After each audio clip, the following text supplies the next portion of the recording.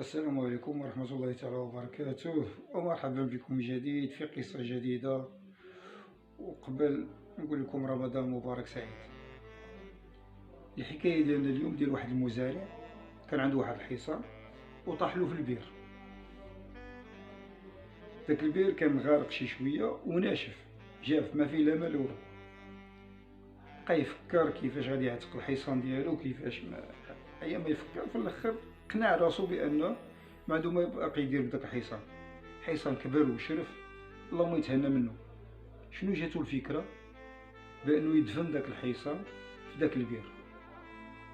مشى عيط على الفلاحه الجيران ديالو وقال لهم اش كاين نطمروا هاد الحصان دفنه، وبغى يضرب كما كنقولوا عصفورين بحجره واحده.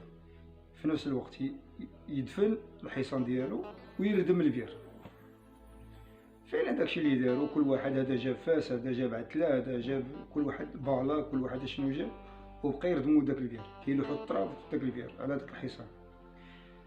الحصان في الاول كان كيغوت كيسهل، ولكن الوقيته اللي بداو كيلوحو عليه التراب والرمله وداكشي الحصان سكت. اش دار الحصان؟ التراب اللي كيجي على الظهر ديالو كينفضو وكيتلاح على الجناب ديالو، كيولي تحت رجلو وكيوقف عليه.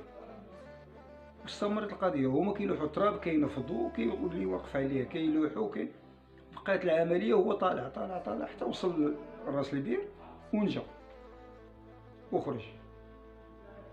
هذه هي الحياه. هكا حنايا حتى حنا كتجينا الهموم، كتجينا المشاكل وكتاثر علينا وكطيحنا وكتغرقنا، ولكن ما كنفضوهاش على الظهر ديالنا، ما كنفضوهاش باش حنا نوقفوا عليها تولي تحت رجلين ديالنا ونوقفوا عليها ونوصلوا للقمه، حنا نطلعوا الفوق.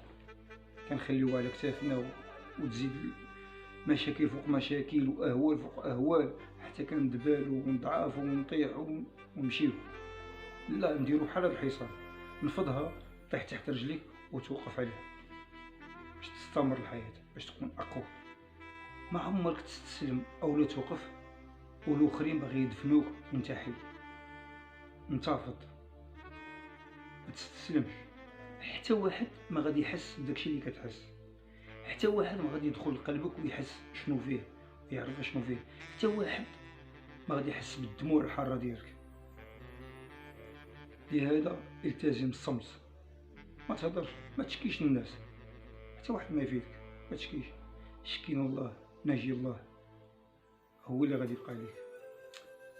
ونتمنى تكون الرساله وصلت، وتبارك الله عليكم، والى المره القادمه ان شاء الله.